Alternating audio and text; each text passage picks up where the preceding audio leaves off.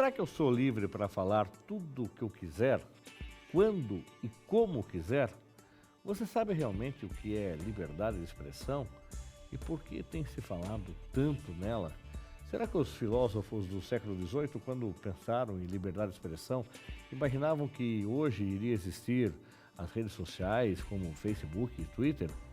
Um humorista tem passe livre para ofender quem ele quiser? Eu sou o Fernando Negrão Duarte e juntos vamos tirar essas dúvidas. Está no ar o Uniso Comunidade.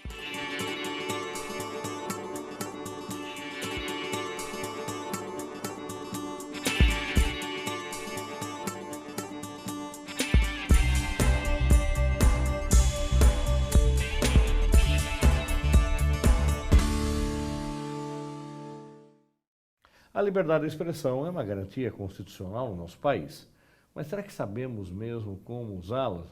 Para entender melhor sobre esse tema, estamos recebendo a mestra em função social do direito, atuante nas áreas criminal e menores infratores, a professora e advogada Elaine Casagrande.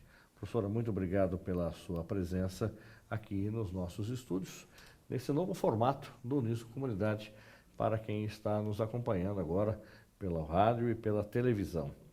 Gostaria de saber da senhora o que é o conceito de liberdade de expressão. Ok, primeiramente, eu agradeço o convite, é uma honra participar e conversar sobre um assunto tão atual, tão polêmico, importante, e justamente a informação é que educa as pessoas. Quanto mais bem informadas as pessoas estiverem, melhor elas conseguem então conviver com essas questões do dia a dia. A liberdade de expressão significa a liberdade inerente à manifestação do pensamento, seja ele no âmbito intelectual, no âmbito científico, no âmbito da comunicação e até mesmo no âmbito artístico. Então, é uma liberdade que ela é considerada tão importante que, inclusive, ela está prevista na nossa Constituição Federal. A Constituição Federal, ela trata, logo no artigo 5º, ela trata de direitos e garantias fundamentais. Então, tem toda a estrutura do artigo 5º da Constituição Federal e em seu inciso 9º fala exatamente sobre a liberdade de expressão, sobre essa garantia da manifestação do pensamento em todas essas áreas. Então, a própria Constituição garante esse direito, porém, logo em seguida, no inciso 10, então é logo em seguida, então são vários incisos, o artigo 5º trata de outras garantias e direitos fundamentais, nós estamos tratando especificamente da liberdade de expressão, mas logo no inciso 10, a Constituição prevê que, embora haja garantia da liberdade de expressão, existem certos direitos que também são salvaguardados pela lei e que não podem ser violados. Esses direitos são inerentes à vida íntima, à vida privada, à honra, à imagem das pessoas, à dignidade das pessoas. Então, esses direitos também são preservados. Falando nisso, um dos casos que repercutiu esse ano foi a condenação do humorista Danilo Gentili. Ele acabou ofendendo a deputada federal Marilu Rosário. Vamos relembrar o que aconteceu? A repórter Júlia Riene tem as informações. Na tela. O que é liberdade de expressão? Existe um limite para ela? Um humorista tem permissão para fazer piada sobre o que quiser em nome da profissão? Não ser censurado pelo que você pensa e expõe. Eu posso opinar diferente de você. Liberdade de expressão é você ser o que você quer ser. Uma questão humana, que é um instrumento, uma ferramenta. O humorista e apresentador do SBT, Danilo Gentili, foi condenado à prisão por injúria à deputada federal Maria do Rosário. Segundo o jornal O Globo, Gentili publicou uma série de tweets ofensivos à deputada e, ao receber uma notificação extrajudicial pedindo que apagasse as mensagens, o humorista gravou um vídeo rasgando o documento e colocando dentro das calças. Este professor de filosofia explica que a liberdade de expressão tem compromisso com o respeito e precisa promover a dignidade humana. A liberdade de expressão, ela aparece como um direito que os indivíduos têm de publicarem informações, de fazerem críticas, de usarem a sua razão sem serem censurados pelo Estado. É não permitir que nenhum governo, que nenhuma estrutura, que nenhum poder, que nenhuma instituição, por melhor que seja, limite a liberdade dos indivíduos e restringe a liberdade da sociedade. No processo, em abril deste ano, a defesa afirmou que as publicações de Gentili tinham intenção humorística.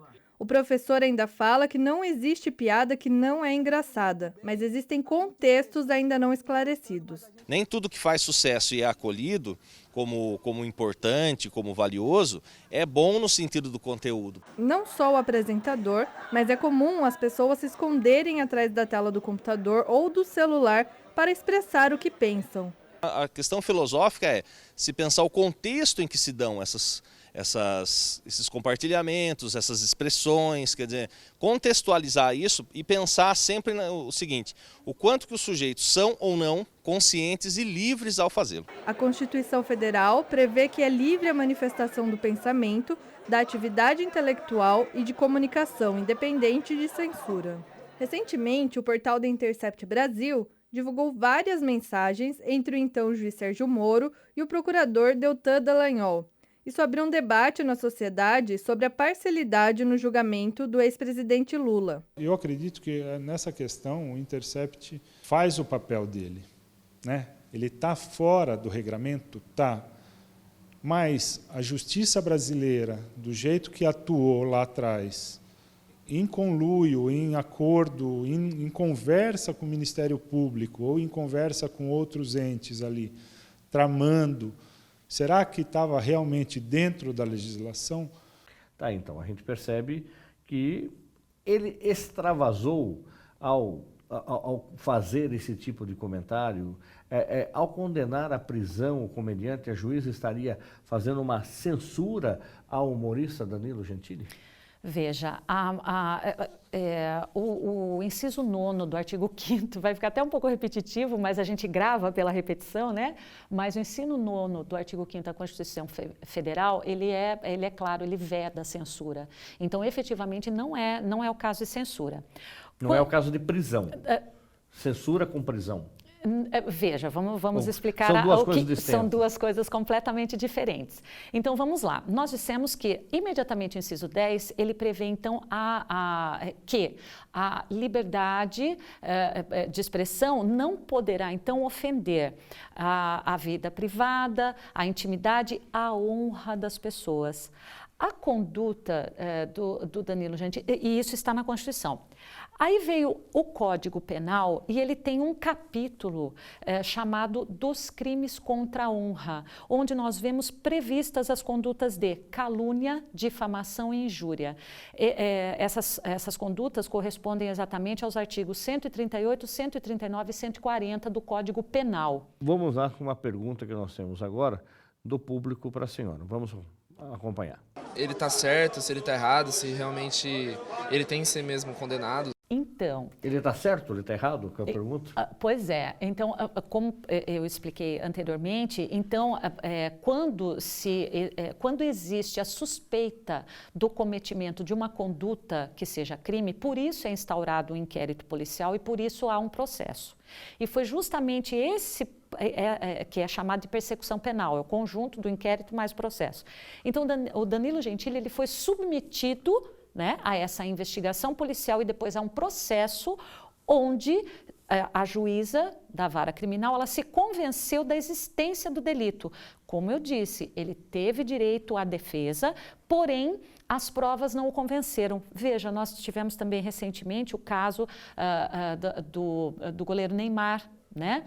E que, infelizmente, a vítima, na fase ainda de investigação, quer dizer, ainda nem se tornou processo, mas ainda há uma investigação onde a polícia, o inquérito policial, apurava indícios para ver se existiu a possibilidade de ter havido um estupro, porque você forçar uma relação sexual, ou mesmo hoje em dia, né, o estupro está previsto também como crime, já é crime contra a dignidade sexual, é um outro capítulo, não é o crime contra a honra, é um outro capítulo no mesmo Código Penal.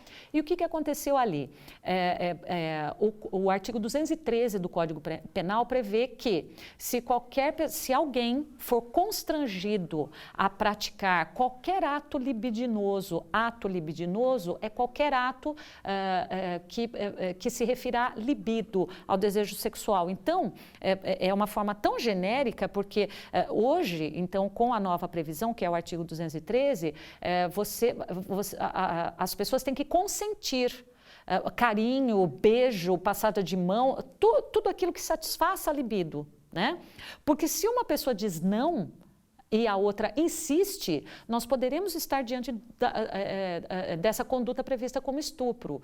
E isso será investigado, isso será então colocado às provas pela vítima. Hoje em dia, a palavra da vítima tem muito valor, mas lógico que tem que existir um contexto. Temos mais uma dúvida dos nossos ouvintes, dos nossos telespectadores. Acompanhe a pergunta. Como que lida, no caso da comunicação, da relação entre ética e legislação? Que uma coisa é uma coisa, outra é outra. Eu queria ver como que se relaciona. Realmente é uma linha muito tênue, professora, porque a questão da ética, na ética pode, não pode, a comunicação tem essa liberdade e essa autonomia. Como é que o direito faz essa análise? Então, pergunta muito interessante do professor Benê, querido. E que realmente é essa confusão que se faz hoje em dia, né? Mas eu volto a insistir, o conceito de ética, ele é então previsto em leis também infraconstitucionais. Então, cada profissão tem o seu código de ética, nós temos também, enquanto advogados, né, temos o nosso código de ética, com certeza o jornalista também tem o seu código de ética, mas vejam, todos esses princípios, né, todas as regras inerentes à ética de cada profissão deve respeitar princípio constitucional, que é uma lei acima. Então, se a Constituição determina que nós temos que respeitar a intimidade, a vida privada, a imagem das pessoas, então nós não podemos invadir esse espaço. Então, hoje é muito difícil, como bem colocou o professor Benê, é uma linha muito tênue, né? Porque justamente redes sociais, etc., muitas pessoas às vezes, né, perguntam, mas nossa, às vezes a pessoa fala, olha, mas eu não quero que comente na rede social. Olha, mas você colocou a foto, né? Nos espanta muito essa dúvida das pessoas com relação à rede social, porque nós vemos até no nosso meio criminal, é tão interessante, porque esse conceito de liberdade de expressão, ele está se expandindo de tal forma que os criminosos, né, eles mesmos publicam na rede social, inclusive os crimes que acabaram de cometer. Nós vemos, né, criminosos que postam fotos com armas, né, o dinheiro do furto. O dinheiro do furto, as joias, né, que a pessoa olha e identifica, olha, mas aquele anel ali que ele está ostentando é meu, eu acabei de ser... Na moto que ele acabou de roubar. Exatamente, exatamente. Então, ele tem liberdade de expressar isso, mas a autoridade vai ter liberdade de investigar, porque a rede social ela está aberta ao público, inclusive a autoridade policial.